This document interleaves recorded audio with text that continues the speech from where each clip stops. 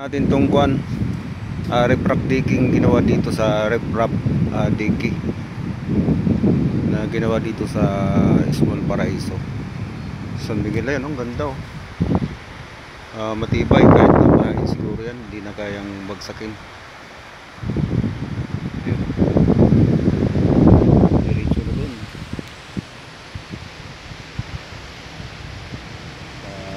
Pababa nakakalula, malayo.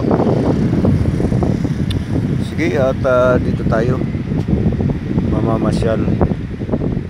Pauwi na tayo ng Birak Catanduanes, July 23, 24 na, July 24, 2024. Shout out sa mga taga Luzon at sa mga taga Pampanga. Shout out kay Gilbert Bernal at sa aking mga pinsan, especially to Andrew Warby, pinakapogi pinsan. At shoutout din kay Noemi